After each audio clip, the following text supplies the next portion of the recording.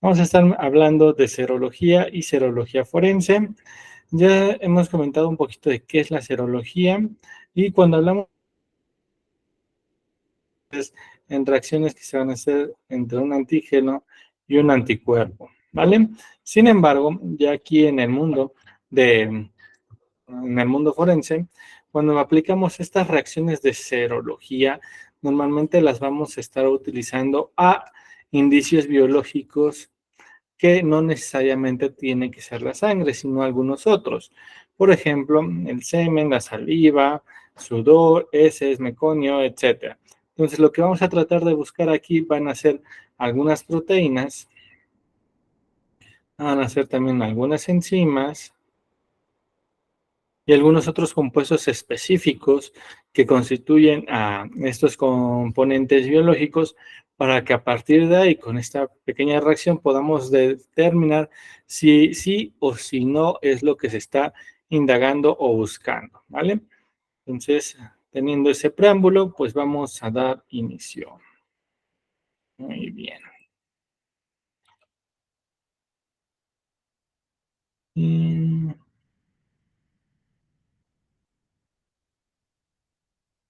mi gomita de borrar. Ok. Muy bien. Entonces, ¿qué me va a interesar a mí de las manchas biológicas? Principalmente hay que identificarlas. ¿Y cómo las voy a poder yo identificar? En ocasiones pudiéramos decir que es a simple vista, ¿no? Tú ves una muestra como esta y pues puedes decir, creo yo que eso es semen, ¿no? O un gargajo muy concentrado o el reflujo de un bebé o algo similar, ¿no? Pero vas acortando de esa manera tu posibilidad de opciones. Entonces, a partir de ahí, pues es necesario que con tu sospecha, digamos, del posible indicio del cual se pudiera tratar o del evento delictivo del que esté investigando, pues vas acortando tus posibilidades, ¿no? Y a partir de ahí, pues saber qué vas a hacer con ese tipo de indicio. Entonces, algo importante es que nosotros nos estemos enfocando en el color y la apariencia. Obviamente, hay que diferenciar de muestras biológicas frescas a muestras biológicas que ya llevan más tiempo y va a seguir la misma lógica que con la sangre. Más fresco, digamos que va a tener una consistencia mucho más líquida. Más viejo, pues incluso mucho más agrietado, mucho más reseco, etcétera. Y por lo tanto también los colores pueden estar variando. Hay colores que en ocasiones dependen de lo que se está la persona alimentando. Si yo, no sé, desayuné, no sé, un juguito de betabel y voy y hago todo mi muestra de orina, posiblemente salga un poquito más oscura o con algunos tintes, ¿no? O posiblemente si dejo una heces por ahí y se quiere investigar, pues posiblemente tenga esa coloración rojiza, ¿no? O incluso por medicamentos, digamos que estoy tomando rifaximina, por ejemplo, la cual colorea la orina y otros fluidos como las lágrimas, la saliva con un color naranjita. Entonces, posiblemente esos otros agregados puede también modificar las apariencias que en un momento determinado diría, pues es que como que no me cuadra, ¿no? O incluso hay medicamentos que cambian la orina color verde y así sucesivamente, ¿no? Entonces también para tener noción de que pudiéramos tener el consumo de alguna otra sustancia que pudiera afectar el color al cual nosotros normalmente pudiéramos estar acostumbrados. Asimismo, la ubicación. Ejemplo, no es lo mismo, ¿verdad? Que yo tenga, no sé, restos de una emesis, de vómito cerca de mi boca, cerca de mi parte anterior del tórax y nada más a que posiblemente lo tenga esparcido por toda la casa, ¿no? Entonces, pues, ¿cuánto vomité? ¿Por qué vomité? ¿Estaba enfermo? ¿No estaba enfermo? ¿Se consumió alguna sustancia? ¿O qué fue lo detonante de esa cuestión, ¿no? Entonces, también hay que ir investigando dónde se puede estar encontrando ese indicio, porque en ocasiones la rareza de la ubicación de ese indicio nos puede aportar cierta información. El tamaño y la forma. Igual, esto es sobre todo para conocer la morfología, para conocer, que diga, la cantidad de ese fluido que se pudo haber perdido y en relación a la forma, para que yo sepa si fue una caída de altura, si fue con proyección, y va a seguir normalmente la misma lógica de lo que viene siendo la sangre en algunas ocasiones. Y la consistencia. No es lo mismo tener posiblemente unas heces completamente duras, a unas más aguadas, a unas completamente líquidas. No es lo mismo tener una muestra fresca que va a estar mucho más líquida comparada con una muestra mucho más antigua que ya va a estar mucho más reseca, pétrea incluso y demás. Entonces todos estos elementos deben entrar en consideración para que ustedes puedan definir de qué tipo de indicio se está tratando. ¿Cómo lo vamos a estar trabajando? Primero vamos a hacer una observación visual para que de forma macroscópica pudiéramos delimitar el posible indicio del cual se trata. Después, pruebas de orientación. ¿Quién recuerda qué es eso de pruebas de orientación o cuál pudiera ser un ejemplo?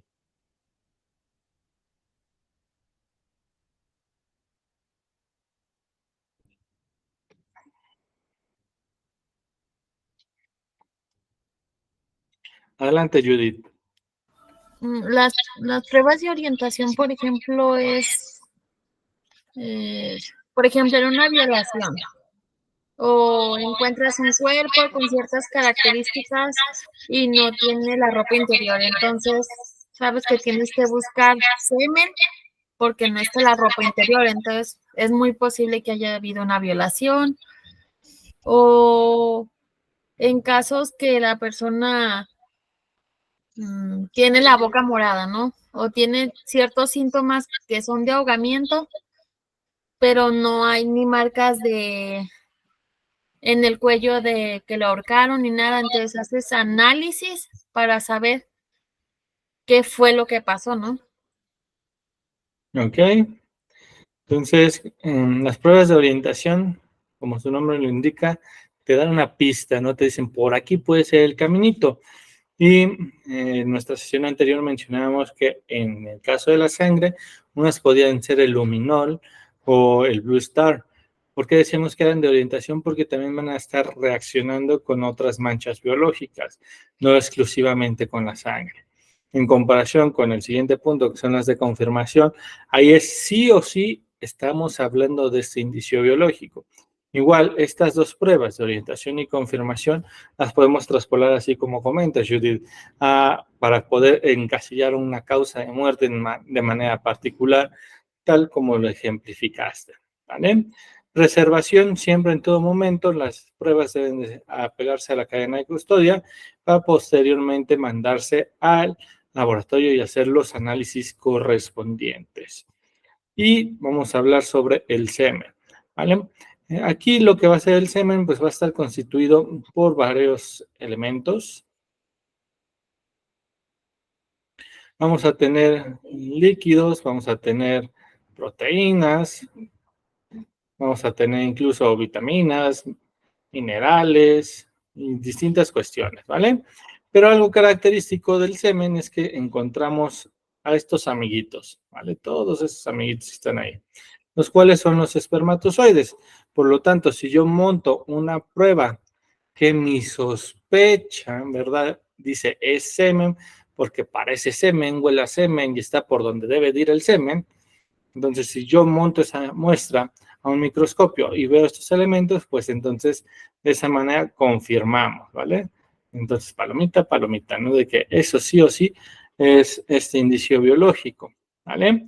Sin embargo, pudiéramos tener eventos donde las personas se hacen una vasectomía y pues ya no vamos a encontrar esos amiguitos, pero eso no quiere decir que eso deje de ser semen o que tenga algún tipo de problema, puede ser que tú quieras, ¿no? Que haya tenido una criptorquidia, que haya tenido algún tipo de quimioterapia o algo que esté suprimiendo la producción de estos espermatozoides y que no existan, ¿no?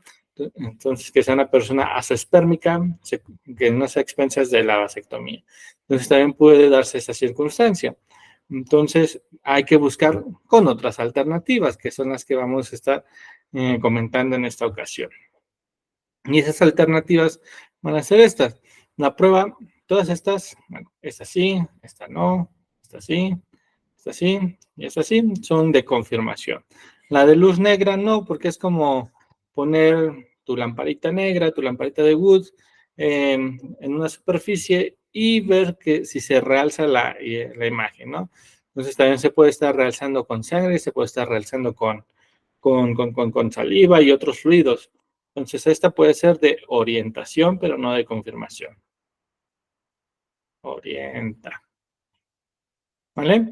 La fosfatasa ácida prostática es una proteína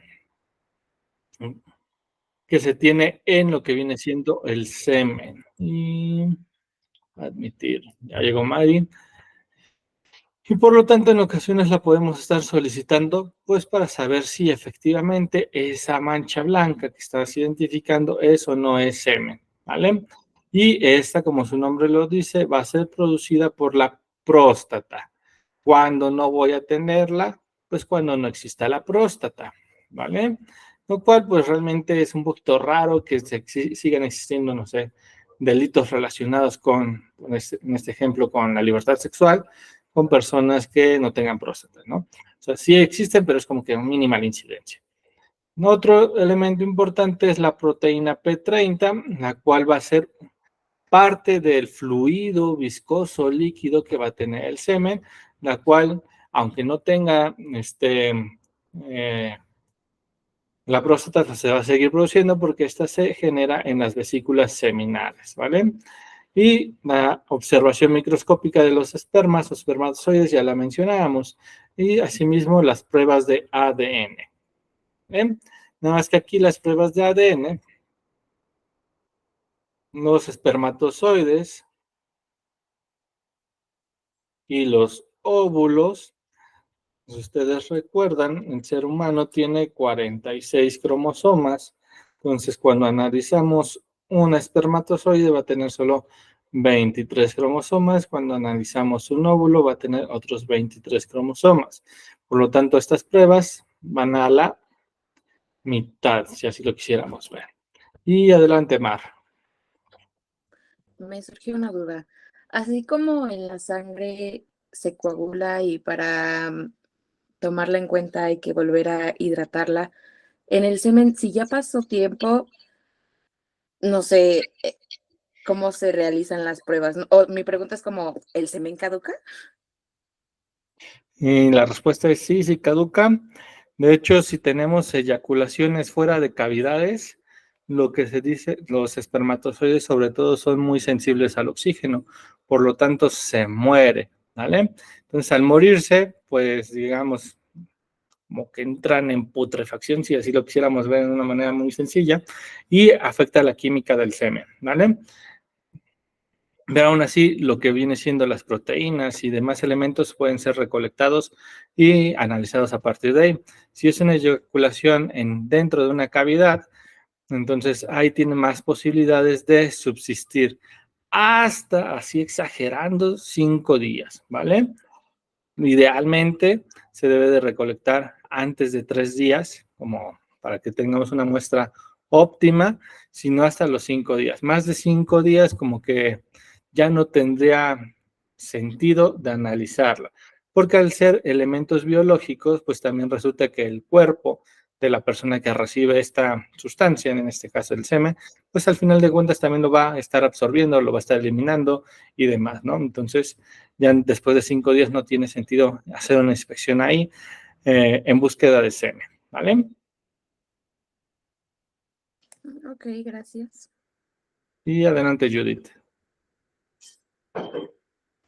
Retomando la pregunta de mi compañera, entonces en ese caso, ¿cómo se toma la muestra? Así como dice ella, ya se secó, o sea, ya se hizo una mancha, pero plana. O sea, ¿cómo recuperas la muestra? Las manchas planas, así como mencionábamos, que acá hay una mancha de semen o acá hay una mancha de semen y yo digo, eso es semen, en el laboratorio lo vamos a hacer igual, ¿vale? Vamos a poner nuestro hisopo con poquita solución isotónica y vamos a hacer un barrido, ¿vale? O igual aquí en la piel. Se hace el barrido y listo, y de esa manera recolectamos y mandamos. Si es posible, ¿verdad? En el caso de las prendas, pues se manda toda la prenda para que en ocasiones se pueda recortar ya en el laboratorio y con esa se trabaja. Otro dato de interés es que nosotros tenemos que hacer una serie de hisopados. Entonces hacemos normalmente 9 hisopados dividido en 3 áreas, si así lo quisiéramos ver.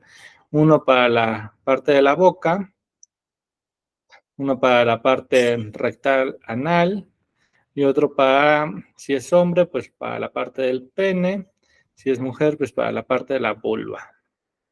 ¿Vale? Entonces, en el caso de la boca, igualmente con ese hisopo, y como son cavidades, ahí lo metemos sin la solución, bueno, porque está, digamos, más húmedo, más mojadito, si lo quisiéramos ver. En el caso de la boca, un primer hisopado va a ir a lo que viene siendo el techo de la boca, es decir, hacia el paladar. Y con tu hisopo vas a rodar, rodar, rodar en todo el techito del paladar. El segundo hisopado va a ser a nivel de los carrillos, es decir, la parte interna de tus cachetitos, uno del lado izquierdo y pasas también del lado derecho, ¿vale? Y un tercer peinado o hisopado va a ser en la lengua y debajo de la lengua, ¿vale? Igualmente, esos hisopos, lo ideal es que después de que los utilices, los guardes en tus tubitos de ensayo, ¿vale? Y los etiquetas, ¿no? De muestra de boca, no sé, paladar, muestra de boca, carrillos, y así sencillamente, ¿vale? Después, en la región rectal anal, lo que vamos a tener es que, a ver, imaginemos esta partecita de aquí, es la parte del ano, con mucha imaginación, y todo esto de aquí es el recto, ¿vale? Entonces, un primer hisopado lo vamos a hacer en la periferia, ¿vale? Incluso tomando en consideración los límites del ano. En el segundo hisopado vamos a introducir un poquito más, aproximadamente unos 2-3 centímetros el hisopo y vamos a tomar otro hisopado. Y otro, pues normalmente hasta donde llegue tu hisopo lo puedes meter o, pues, pues sí, normalmente unos 10 centímetros si es posible que te llegue, si no unos 5 o 6 centímetros, está genial, ¿vale? Y de esa manera igual sacas tu hisopo y ya lo estás poniendo en tu tubito de ensayo, ¿vale? En el caso de las personas masculinas, igualmente vamos a hacer un hisopado. Entonces, aquí vamos a tener el pene, aquí viene el glande, salió muy deforme ese glande, pero bueno, no sé dibujar penes. Ya, claro está, ¿no? Este viene siendo el meato urinario y listo, ¿no? Entonces, si a la persona se le puede retraer el prepucio, ¿verdad? Es decir, la pielecita de acá. Entonces, un primer hisopado lo vamos a tomar de esta parte, ¿vale? Eso se conoce como surco balano prepucial. Entonces, ahí vamos a tomar el primer hisopado. Un segundo hisopado de todo lo que viene siendo el glande propiamente. Y un tercer hisopado, vamos a introducir por el meato un poquito nuestro hisopo, ¿vale? No se lo vamos a enterrar por completo, ¿verdad? Sino simplemente, pues prácticamente la cabecita del algodón que entre, hacemos un rodaje y listo. Si a la persona no se le puede retraer el prepucio, pues en lugar de tomárselo del surco balano prepucial, pues va a ser a lo largo de todo el cuerpo del pene, ¿vale? Y en el caso de las mujeres, va a ser algo similar como si fuera la cavidad anal, ¿vale? Entonces aquí tenemos la parte de la vagina, la horquilla y todo eso. Entonces el primer hisopado va a ser de toda la parte de la vulva. Un segundo hisopado, vamos a introducir y recolectar muestras del canal vaginal. Y un tercer hisopado, vamos a tratar de introducir más, y aquí viene lo que se conoce como el cérvix o el cuello uterino, y tratar de tocar con nuestro hisopo la parte del cérvix y esta partecita, ¿no? Lo de aquí afuera o las orillitas se conoce como exocervix y la parte ya de adentrito o en medio es el endocervix, ¿vale? Entonces, tomar aquí nuestros hisopados, 1, 2 y 3, si es posible, ¿vale? Esto va a aplicar tanto con personas vivas como con personas muertas. El detalle es que si están vivas, pues en ocasiones pueden decir que es incómodo, en ocasiones para tomar muestras, si son sobre todo victimarios, hay que primero solicitar la autorización judicial. En el caso de las víctimas, pues normalmente con un consentimiento informado para continuar con la investigación es más que suficiente y listo, ¿no? Entonces con eso nosotros vamos delimitando eh, con eso nosotros vamos recolectando nuestras muestras para posteriormente mandarlas a los laboratorios pertinentes. Adelante, Mar. Y si la persona muerta tiene más de 5 días muertas, entonces la prueba de semen ya no funciona.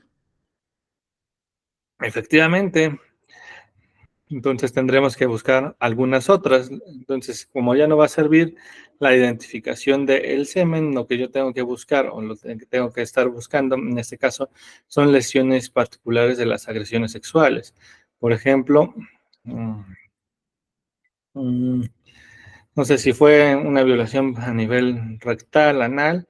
Normalmente así viene el ano si tú lo estás viendo de frente y lo vemos como si fuera un reloj, ¿no? Entonces aquí están las 12, las 6, las 3 y las 9, ¿no? Esta es la parte anterior, esta es la parte posterior, esta es la parte izquierda, esta es la parte derecha de la persona. Vamos a poner otro colorcito. Aquí si es mujer o si es hombre, aquí viene la vulva, si es mujer, o vienen los testículos y el pene, si es hombre, ¿no? Aquí en la parte posterior, pues viene el pliegue glúteo como tal, ¿no? Entonces, así para que se tengan esa imaginación. Entonces, pues, si yo estoy investigando y yo digo, ¿sabes qué? Es que sí o sí tuvo que haber sufrido alguna agresión sexual, lo que yo debo de buscar son desgarros. Entonces, puede existir un desgarro aquí, aquí, aquí, y si ya son muertos, pues entonces vamos a tomar muestras de este tejido para poderlas mandar a patología forense. Y si ustedes recuerdan, me parece que fue nuestra primera sesión, mostrábamos una lesión de una línea dentada. Esa línea dentada es donde se une el tejido del ano con el tejido del recto, ¿vale? Entonces, normalmente si continúa este desgarro, pues se va a ver proyectado acá, me va a decir, sí, sí está roto, sí, no sé, incluso en ocasiones se llegan a observar astillas cuando se llegan a meter palos o se llegan a observar algún otro tipo de instrumento que posiblemente sea de utilidad. Entonces, con esta prueba ya de tejido, se manda a los laboratorios y nos dicen cuánto tiempo tiene de evolución esa lesión y algunos datos de interés que nos estén pues orientando o dando mayores elementos de prueba para seguir nuestra línea de investigación, ¿vale? Sí, no, más o menos. Sí, muy claro, gracias. Sí, lo mismo es con si fuera una mujer y en vez de una violación, no sé, anal fuera una violación vaginal, pues lo mismo, nada más que en vez de buscar en el ano, buscamos en el introito vaginal, en el himen, esa serie de desgarros, ¿no? Y sigue la misma lógica. Igual lo consideramos así como si fuera una carátula de reloj, como es la manera en la cual se trabaja en estos temas de sexología forense, para que sigamos como que hablando el mismo lenguaje. Bien. En la saliva, normalmente en la saliva, ¿dónde me va a ser de utilidad o por qué la voy a estar investigando? Sobre todo, pues donde pueda tener contacto la boca. ¿Dónde puede ir la boca? Pues puede ir a los vasitos, ¿verdad? Que hay un vasito. Entonces aquí se deja la muestra de saliva, pero resulta que también se deja la muestra de la huella de los labios. Entonces ahí tengo dos indicios en uno, si así lo quisiéramos ver. Entonces puedo hacer un estudio keiloscópico, más aparte el estudio de saliva propiamente. Entonces puedo, ¿qué sería lo ideal? Pues primero levanto mi huellita, ¿verdad? De saliva y posteriormente ya recolecto, digo ya, primero levanto mi mi huellita de los labios y posteriormente hago mi estudio de saliva. En la saliva lo que nosotros vamos a estar buscando es una enzima que se llama alfa-amilasa. Entonces, cuando tú comienzas a comer o a masticar y lo que tú quieras, produce saliva. Entonces, en la saliva va esta enzima, la cual se encarga principalmente de empezar con la digestión química a nivel de la boquita para, digamos, agilizar el proceso de cuando llegue a la pancita ese alimento que se está, no sé, digiriendo, ¿no? Entonces, ese puede ser uno de los elementos. ¿Cómo la voy a estar recolectando? Si la persona está viva, pudiéramos utilizar uno de estos embuditos para poderlo juntar. Si no tengo este tipo de productos, podemos seguir la misma lógica del caso del semen con la serie de hisopos y hacerlo, ¿vale? Algo agregado que pudiéramos hacer acá es que si la persona está viva y quiere cooperar, le podemos dar algún cítrico, principalmente limón, ¿verdad? Que tome tanto limón para que de esa manera se estimule un poquito más la salivación, o le damos un pequeño chicle para que de esa manera no se esté estimulando más la producción de saliva y así tener una mayor cuantía, que si le decimos nada más ponte a escupir, pues va a llegar el momento en que se le seca la boquita y ya se limita, ¿vale? Principalmente lo utilizamos con fines de identificación por medio de ADN, como el resto de los elementos. Asimismo, las colillas, por ejemplo, si yo sé que la boca va acá, pues entonces lo voy a agarrar del extremo contrario, ¿no? O acá se está colocando del medio, pues sería pues más o menos correcto, ¿no? Si yo tengo un chicle todo masticado ahí sí con la menor cantidad, ¿verdad? Una pincita que nada más me lo esté tomando ahí por la orillita y listo, ¿no? Para que de esa manera podamos manipular lo mínimo y no se pierdan algunos elementos que puedan ser de interés. Aquí nuevamente está la alfa-amilasa, que es lo que principalmente solicitamos o pedimos para identificar a los individuos dueños de esa salivita. En el caso del sudor, pues es un poquito más raro decir, ¿sabes qué? Quiero que me junte sudor de ese individuo para mi investigación y creo que está la manita de Judith. Sí, por ejemplo, yo tenía una duda. En violaciones hay personas que muerden, o sea, es como una marca, ¿no? Muerden a la persona. Igual de ahí se puede recolectar saliva. ¿O se hace una prueba dental o qué se hace en esos casos? Porque se supone que igual queda saliva, ¿no? Sí, se puede hacer una prueba dental o también la prueba de la saliva, sobre todo si son mordidas recientes y si no se las han lavado, ¿verdad? Que no sé, que acaban de ocurrir la violación y que va directamente con el Ministerio Público, pues sí sería lógico hacer ese procedimiento de recolectar primero con un hisopado la lesión y posteriormente la estudiamos, ¿no? Pero si me dicen, no, es que me mordió hace 3 días y hace 3 días fue la violación. Entonces, más que eso, más que buscar la salida, pues iríamos posiblemente buscar el semen porque todavía está dentro del rango del tiempo, ¿no? Y en el caso de las huellitas de mordidas, nada más rápido para que no se queden con la duda. En el caso de los adultos tenemos 32 dientes, ¿vale? Estos son los dientes de la derecha, estos son los dientes de la izquierda, estos son los de arriba, estos son los de abajo. Y tenemos 32 dientes los adultos. Sin embargo, en las mordidas normalmente utilizamos los dientes anteriores, los que se ven cuando sonríes. Entonces, las mordidas, cuando prensas algo, pues, no sé, utilizar una fruta, una manzana o algo que tengas ahí, vas a darte cuenta que tus dientes anteriores van a formar unas líneas o unas figuras más o menos así, dependiendo qué tan bonitos o chuecos tengas tus dientes, ¿no? En ocasiones aquí un triangulito, o incluso un puntito, dependiendo de qué tan desgastado esté el colmillo. Entonces, esto es lo primero que pudiéramos ver. Los incisivos centrales, superior, inferior, izquierdo y derecho.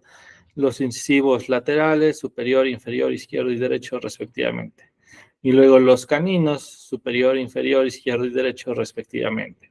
Estos son los elementos que se suelen ver en la mordida. Entonces, por la distribución que tiene y digamos, el tamaño, es conforme nosotros pudiéramos saber si es la arcada superior o la arcada inferior. Fácil, los dientes de abajo son más chiquitos, los dientes de arriba son más grandotes, ¿no? Y en objetos o en superficies o en partes corporales, no sé, de mayor acceso o más pequeños que la cavidad oral, sí pueden encontrarse los dientes posteriores. Por ejemplo, si yo muerdo el dedo de una persona o que le quiero agarrar la oreja o que le muerden el pene a alguien o cuestiones así, sí es posible encontrar los dientes posteriores. Entonces, después de los caninos, vienen los premolares. Entonces, es el primer premolar y luego el segundo premolar, que se van a ver como cuadritos. Y en ocasiones como cuadritos, como con una cuadrícula, ¿no? Así como lo vemos acá, así como un cuadrito así. Se pudiese incluso llegar a ver así. Después de ellos vienen los molares, que son más como rectangulitos o cuadros mucho más grandes. ¿Eh? Y tenemos 3 molares, primera molar, segunda molar, tercera molar, o también le dicen la del juicio, ¿vale? Izquierdas, derechas, inferiores y superiores, respectivamente. Entonces también lo que estamos nosotros encontrando, pudiéramos decir, pues, cómo fue la mordida o incluso si se lo autoprovocó, sobre todo en aquellas áreas de fácil acceso para la persona, ¿vale? Y hacer la comparativa. Eso no hace un complemento. ¿Vale, Judith? Adelante, Mar. Me quedó claro, gracias. ¿La saliva también tiene tiempo de vida? La saliva, pues digamos que se deshidrata muy rápido, o sea, si está expuesta se seca muy rápido. Entonces, normalmente el rango óptimo ya que está afuera suelen ser unas 72 horas, ¿vale? Gracias. Sí. Y finalmente el sudor. El sudor, donde lo pudiéramos encontrar pueden ser en prendas de vestir, sobre todo aquellas que tienen contacto con áreas que de por sí sudan mucho, ¿no? Por ejemplo, a nivel de las axilas, a nivel de los pies, etcétera, pues serían lugares idóneos donde los pudiéramos estar recolectando. Más que para saber la identificación del individuo, por lo cual nosotros pudiéramos hacer pruebas con sudor, sobre todo por los desechos que está tirando por medio del sudor.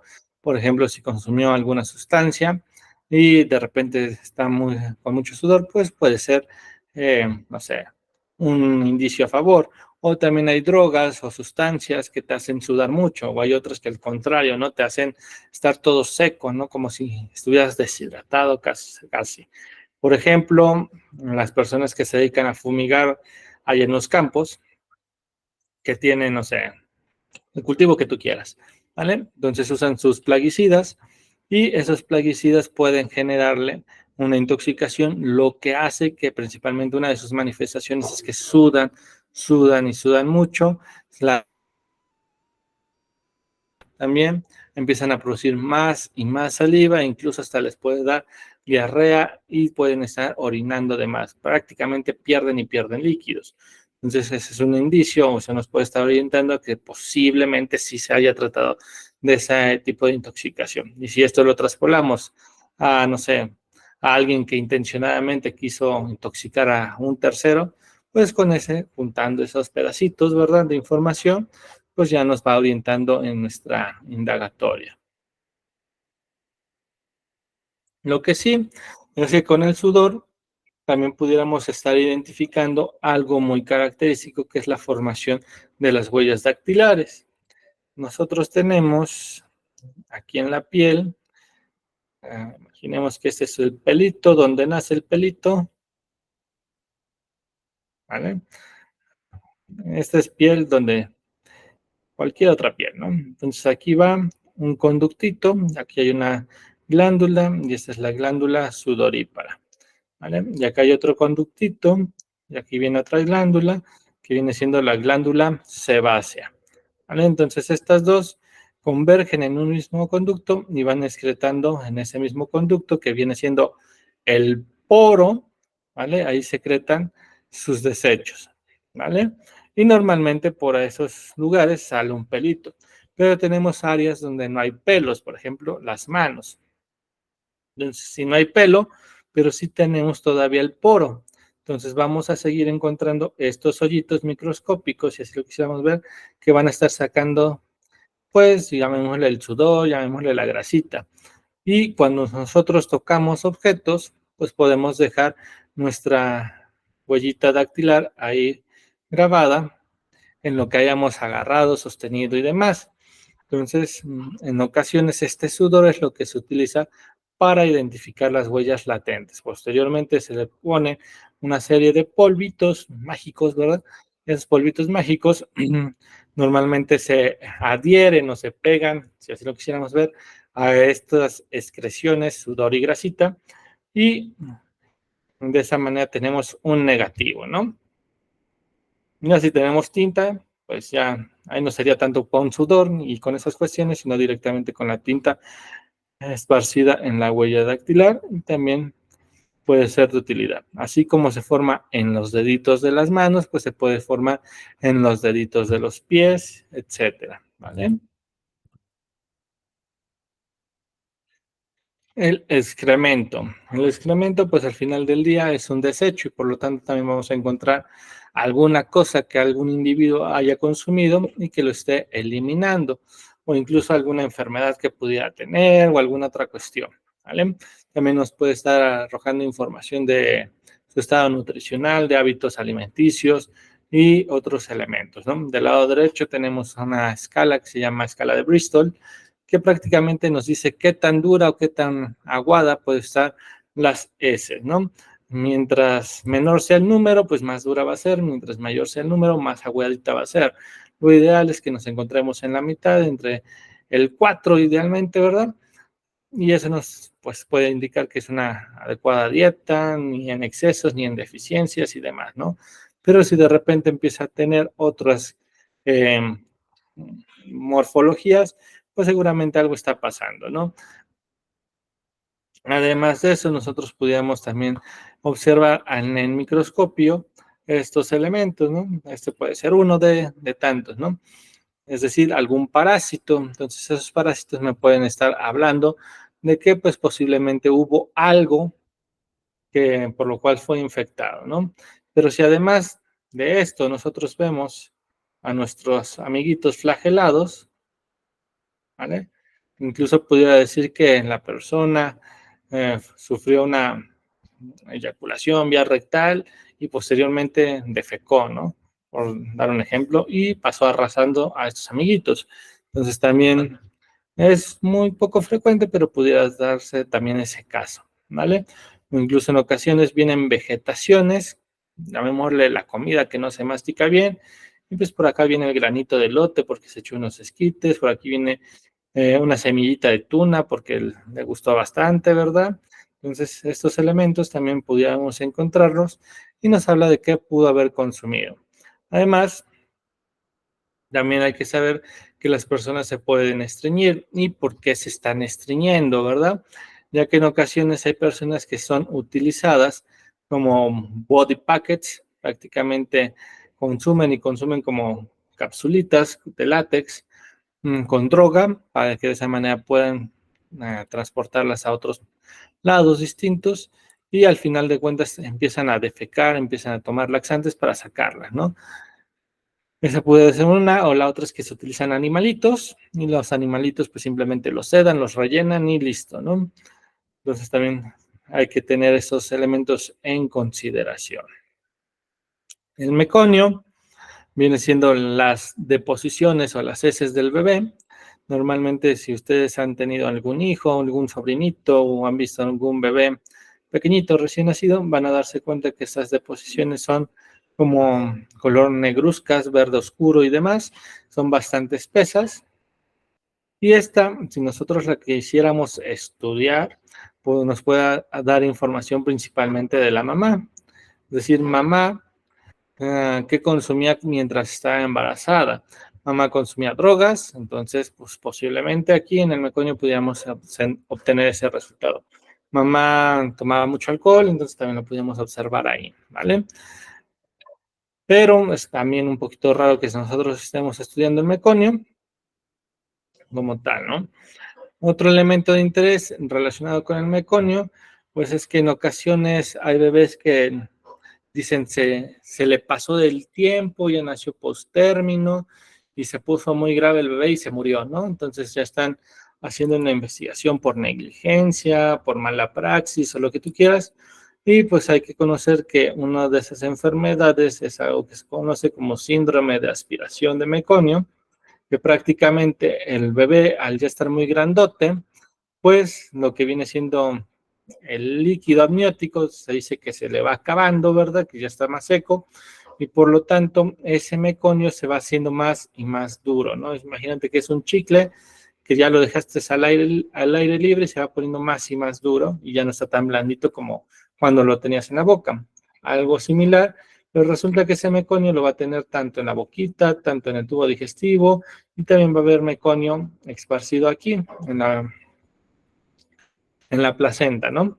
Entonces, cuando nace el bebé, pues también trae meconio embarrado en la cara y lo primero que tratan de hacer los bebés es llorar, ¿no? Entonces, al momento de que intentan llorar, pues en vez de jalar aire, jalan este meconio, se les atora en los pulmoncitos y les vienen infecciones un poquito graves, ¿no?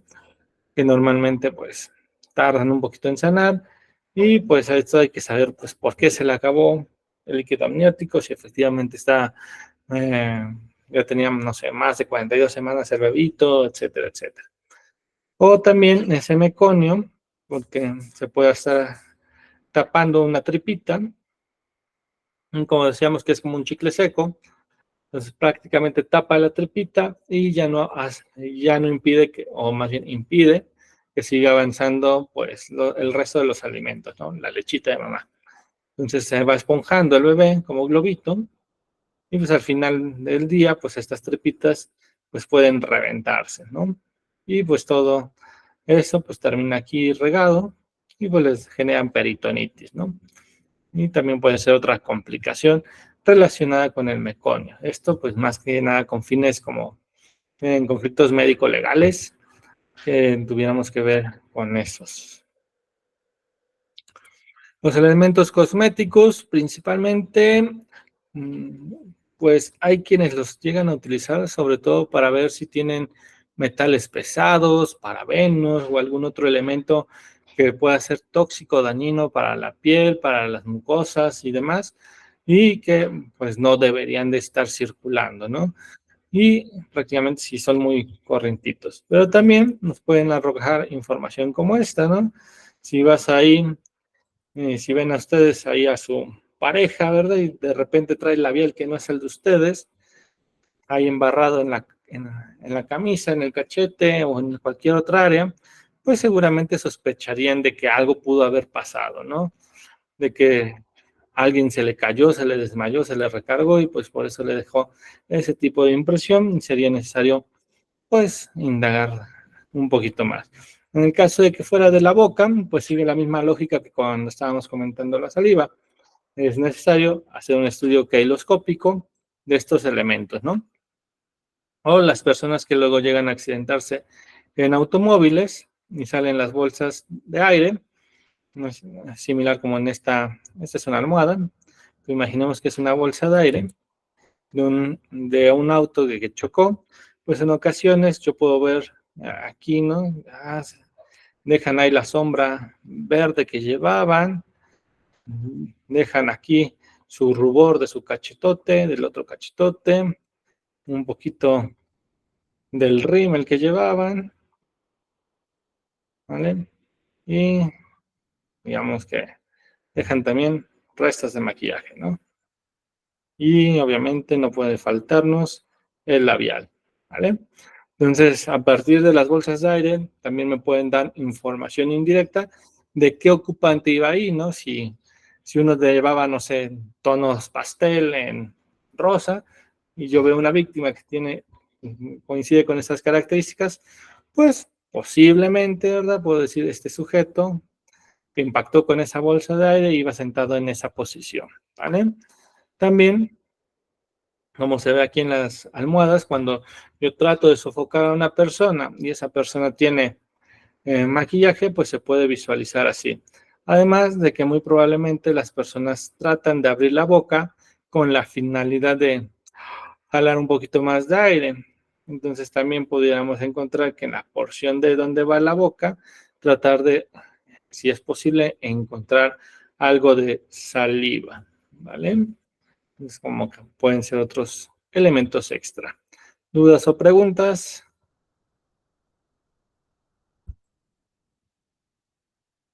Todo bien, gracias. No, todo bien, gracias. Excelente. Ahora, alcoholemia. Cuando hablamos de alcoholemia, quiere decir la concentración de alcohol en la sangre. Entonces, ¿para qué me va a interesar esto? Pues resulta que yo tengo que saber qué tan borracho puede estar una persona. Entonces, cuando yo quiero saber qué tan borracho o qué tan intoxicada está una persona, pues lo utilizo con fines de determinar culpabilidades, responsabilidades, negligencias, lo que tú gustes, ¿vale? Porque muchos de los accidentes de tránsito pues se empiezan a relacionar con el consumo de alcohol y resulta que hay algunos códigos penales que si llevas cierto gramaje de alcohol y existe una muerte de por medio, en vez de que sea una muerte culposa, se genera el agravante del alcohol y empieza a ser considerada como una muerte, ahí se me fue el nombre. Bueno, un homicidio premeditado, casi, casi. Entonces es necesario que nosotros sepamos eso, ¿vale? ¿Y cómo nosotros lo vamos a estar midiendo? Normalmente en miligramos sobre litro o, mililitros sobre decilitro. Entonces esto, al final de cuentas, te lo dan y te dicen, ¿sabes qué? Tiene esta intoxicación. Y ya existen pequeñas tablitas de que, bueno, si está del rango 1, no sé, del 1 al 6, pues es intoxicación grado 1. Si está del 7 al 10, 2, y así sucesivamente. Y eso va a variar dependiendo, pues, cada entidad federativa y demás. Hay algunos que pueden ser un poquito más permisivos, hay otros que son más restrictivos, etcétera. Lo que sí es necesario es que ustedes conozcan, pues, cómo actúa el alcohol en el cuerpo. ¿Quiénes de ustedes toman?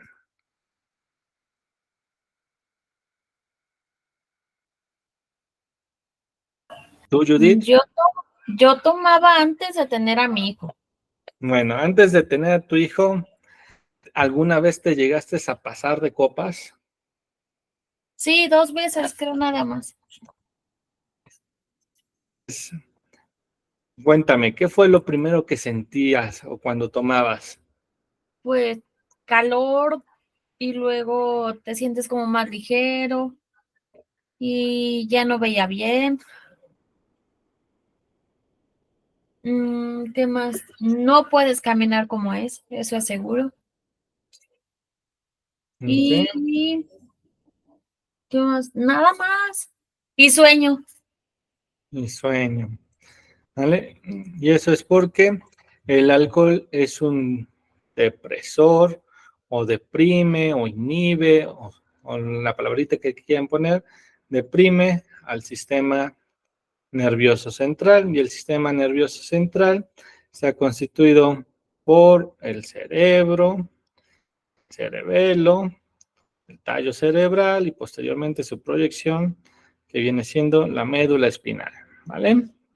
Entonces, normalmente el consumo del alcohol a mayor concentración, pues digamos que va abarcando más áreas, principalmente de adelante hacia atrás, ¿no?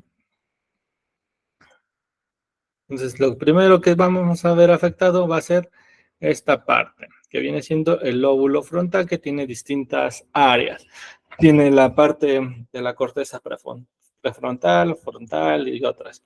Y estas principalmente se van a estar encargando o regulando lo que viene siendo el juicio. Por ejemplo, de que yo soy una persona muy correcta que pues sé que no debo de hablar de más, ¿no? Entonces ya me eché mis tragos y te enteraste que fulanito hizo esto, ja, ja, ja, ja. Entonces ya no estoy comportándome, ¿verdad? Empiezo a tener esa inhibición de mi juicio, de mi criterio y demás, ¿no? También algo importante es que un poquito más atrás se va a encargar de algunos movimientos, ¿vale? Entonces, de repente te sientes esa necesidad al inicio de querer moverte un poquito más, ¿no? Quieres ponerte a bailar porque no has bailado en mucho tiempo, ya te sientes en confianza y lo que sea, ¿no? Entonces, ese alcohol empieza a afectar ahora otras áreas. Y aquí viene el lóbulo parietal. Y el lóbulo parietal principalmente se va a encargar de todas las sensaciones, ¿no? Y entonces empiezas a tener más calor, te empieza a dar más sed, te empiezas a tener pues todo lo que vayas percibiendo casi por tus 5 sentidos, excepto los ojitos y la audición, ¿vale? Entonces se empieza a sobreestimular y vamos a empezar a ver defectos en esta parte del sentido y el movimiento de que yo sé que si una persona, no sé, está sentada en un, no sé, en un piquito, le debería de doler, pero esa persona, como ya tiene unos traguitos de más, pues está sentada en ese piquito y pues al parecer no le duele, ¿verdad? Y por lo tanto no genera ese reflejo o ese movimiento de ahí. Después tenemos otro lobulito que es aquí el temporal, y debajo del temporal otro que se llama ínsula, lo cual se encarga principalmente de la audición, ¿vale? Empiezas a escuchar cosas que ni siquiera te dijeron o las empiezas a entender de alguna u otra manera y también, aparte de la audición, se encarga del equilibrio. Entonces, quieres caminar derechito, pero resulta que a la tercera caguama ya vas caminando, pues para el otro lado, ¿no? Te la vas tambaleando, te vas caminando chueco. Y además de esto, la ínsula se encarga de las emociones, ¿vale? Es decir, no sé por qué, pero pues quiero llorar, ¿no? Me acabo de acordar de lo que me hacía ese canijo cuando nos conocimos, o cualquier situación, ¿no? Entonces, puede ser que te pongas triste, puede ser que te pongas enojado, etcétera, ¿no? Eso ya va a depender también de la personalidad de cada quien. Entonces, la parte de la emoción se empieza a despertar. Y más atrás tenemos otro lóbulo, ¿vale? Que es el lóbulo occipital, que su principal función es la vista. Entonces dices como que ya no veo bien, o vas caminando y todas esas luces se te empiezan a mover de más, y eso hace que todavía te desequilibres un poquito, etcétera, ¿vale? Después tenemos aquí esta bolita que decíamos que era el cerebelo, que su función es movimientos aprendidos, ¿vale? Entonces, movimientos aprendidos, pero que los tenemos mecanizados. Por ejemplo, hay veces que borrachitos pues sí, todavía manejamos y ahí vamos avanzando, ¿no? Pero ya cuando tenemos esta afectación, pues ya ni siquiera puedo yo encender el vehículo, ni siquiera puedo coordinarlo y demás, ¿no? Y después tenemos el tallo cerebral. Y dentro del tallo cerebral tenemos una estructura importante que es, llamémosle núcleos. Y esos núcleos hay uno que es de la respiración, otro es de la digestión, otro que es de el ciclo cardíaco, etcétera. Entonces empezamos a tener afectación a nivel de órganos extras que no es necesariamente el cerebro. Entonces puede venir un paro respiratorio, un paro cardíaco cuando la intoxicación es muy, muy grande, ¿vale? Entonces lo que hace el cuerpo antes de que llegue esto, pues es prácticamente apagarse, ¿no? ¿Sabes qué? Duérmete.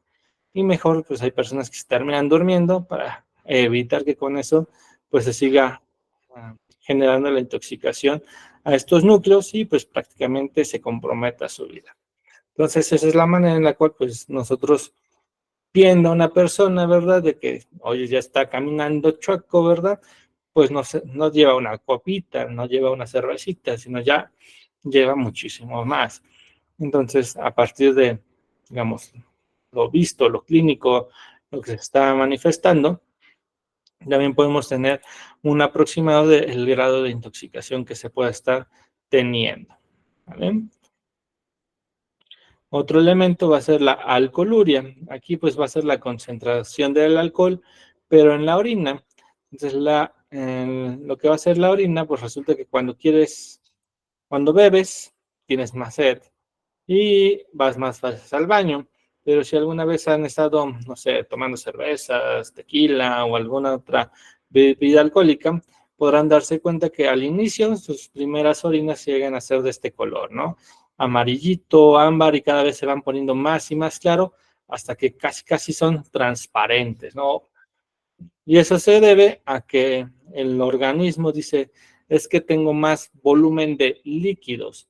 Entonces, ¿qué tengo que hacer? Pues eliminarlos, ¿vale? Sin embargo, en los riñones hay unas, llamémosle, puertitas, y esas puertitas se llaman acuopurinas. Entonces, la abren la puerta para que pueda salir el agua, pero no abren la puertita si hay alcohol, ¿vale? Entonces, solamente permiten el paso del agüita y prácticamente vas a hacer pipí y sacas agua. Pero resulta que se vuelve a meter a la circulación el alcohol. Entonces el alcohol sigue circulando por tu organismo mientras sigues perdiendo y perdiendo líquidos. Y es la razón por la cual te dan esas resacas, ¿no? Prácticamente es porque estás todo deshidratado y por eso te dicen échate un caldo. ¿Por qué? Porque el caldo pues tiene líquidos, ¿no? Y le pones sal, le pones limón, pues ¿para qué? Para restituir tus electrolitos perdidos también, porque como tiras agua, pues también tiras los electrolitos, ¿vale? Pero ¿qué ventajas tiene este tipo de estudio? Que en comparativa con la sangre es más como para elementos en ese momento, ¿no? De que cuánto consumiste ese alcohol ahorita, ya en ese instante. Y en la alcoholuria o las pruebas de orina son para incluso decir, bueno, cuánto consumió ayer, antier, por las concentraciones remanentes que se van a estar todavía encontrando, ¿vale? También en las orinas nosotros podemos poner una serie de tiras reactivas y esas tiras reactivas se van a colorear de distintos colores, así como se ven aquí. Se comparan, de esa manera yo puedo saber, pues, si posiblemente, no sé, está tirando proteínas, si está teniendo un pH más ácido, más alcalino y demás cuestiones que nos pueden estar también orientando a los consumos a los consumos aunados con el alcohol que se pudo haber tenido. Y el alcohol en los tejidos, pues en el único tejido en los vivos que podemos utilizar, pues va a ser el tejido hemático. Pero si ya es un cadáver, una persona muerta, pues pudiéramos utilizar otros. Si yo tengo el cerebro, pues puedo tomar parte del cerebro y ver la concentración de ahí. Si yo tengo el hígado, pues puedo tomar pedazos del hígado y ver la concentración de alcohol que hay ahí. O tomar los riñones y cortar pedacitos y tomar la concentración de ahí. Y así sucesivamente, ¿vale? Entonces lo importante es saber si es vivo o muerto. Si es vivo, pues ya decíamos sangre. Incluso podríamos tomar las pruebas de aliento, que es cuando te dice el de tránsito, sóplele aquí, joven, soplas y te da pues un estimado de a cuánto equivale tu intoxicación, ¿vale? También la orina, que ya lo estábamos comentando. Otro dato de interés es el humor vítreo, si no lo había mencionado, y el humor vítreo es un líquido que está adentro del ojo, prácticamente es lo que le da la consistencia a tu ojo para que no se colapse. Y pues prácticamente el humor vítreo, el 99% es agua, y ya mencionábamos que cuando hacemos pipí por consumir alcohol, pues se pierde agua, entonces esto se va a llenar en vez de agua, pues de alcohol, ¿no? Entonces tomamos muestra de aquí y también puede ser estudiado como tal. ¿Han escuchado del alcohol clandestino o el alcohol adulterado?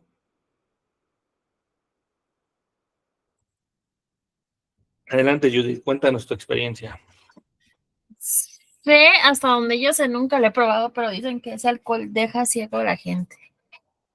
Deja ciego. Daña los ojos y daña parte o sea, daña los órganos porque no es totalmente alcohol, como que le mezclan cosas que no son propias del alcohol, entonces cuando entran al torrente sanguíneo hacen un desastre, ¿no? Así es. Entonces, uno de los datos característicos es que te desgracian los ojos, ¿no? Ya no estás viendo y lo que tienes es que se empieza a absorber más rápido, ¿vale? Entonces, cuando tenemos un alcohol adulterado, pues lo primero que nos dicen es que la gente empezó a tener problemas de la vista, quedó ciega y algunas otras cuestiones. Entonces, cuando lo que debe de venir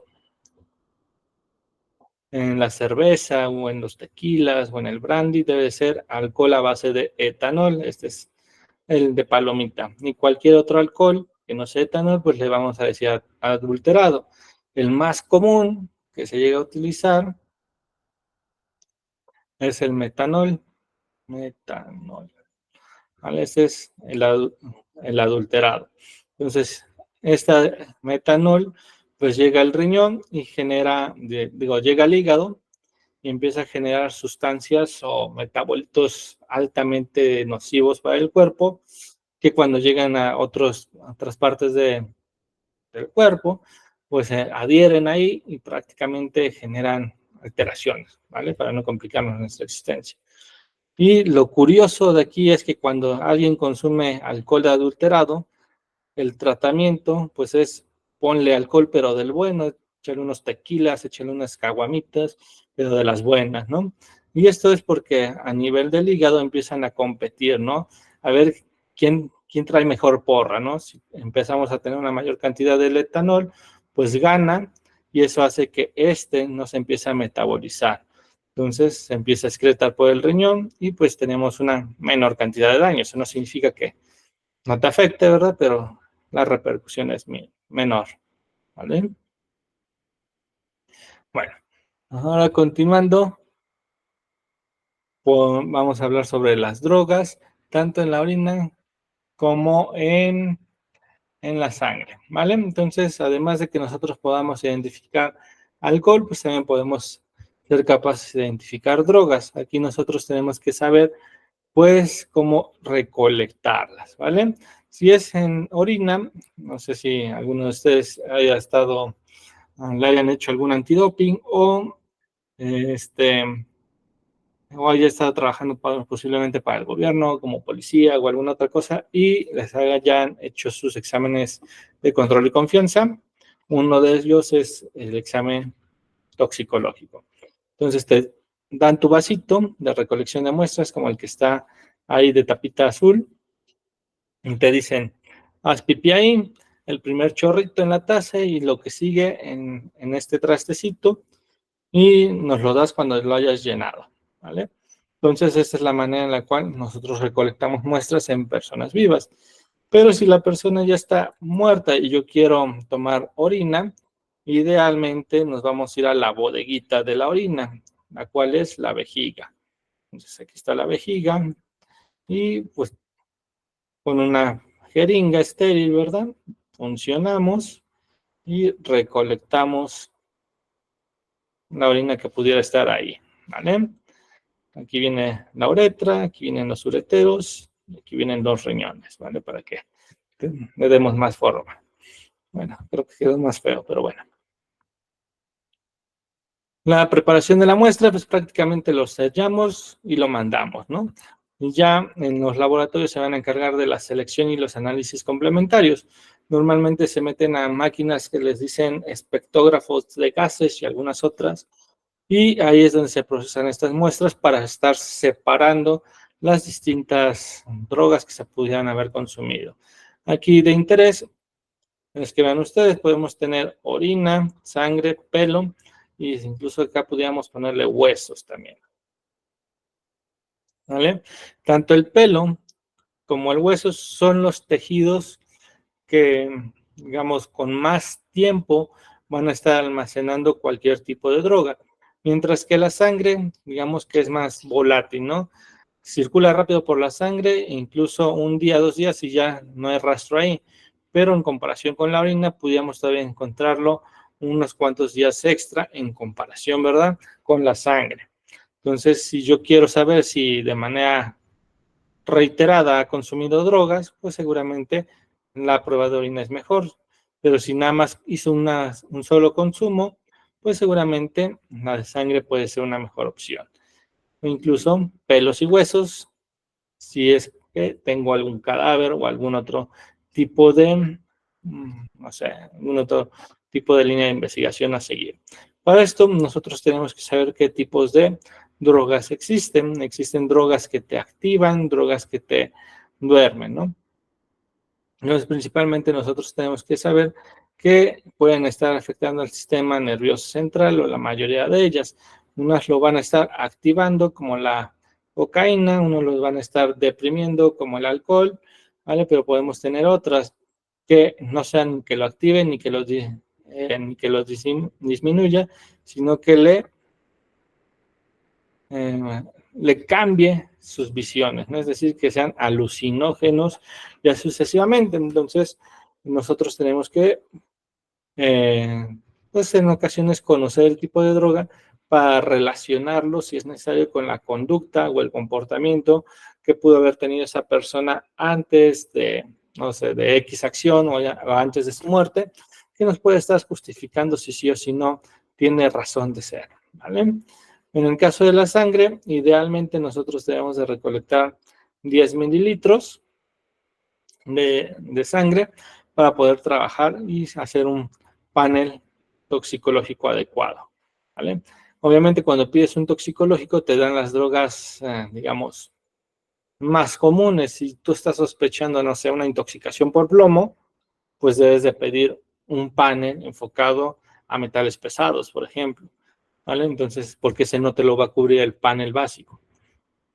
Las ventajas o desventajas, ya comentábamos algunas, es que en el caso de la sangre, pues es más preciso, pero normalmente es con menor tiempo de detección. En el caso de la orina, pues la detección puede ser ampliada un poquito más, ¿no? Se dice que es más fácil la orina porque nada más le das el vasito, va al baño y listo. Y con la de sangre, pues hay que picarla, atinarle bien y sacar la muestra. En el caso de los tejidos, normalmente necesitamos 5 centímetros cúbicos de tejido, ¿vale? Y ese tejido que vamos a mandar, pues lo en poquitos para que a partir de ahí se pueda hacer los perfiles toxicológicos como tal. ¿Y qué tejido vas a necesitar? Pues va a ser dependiendo de la droga que tú consideres que se pudo haber echado ese sujeto, ¿no?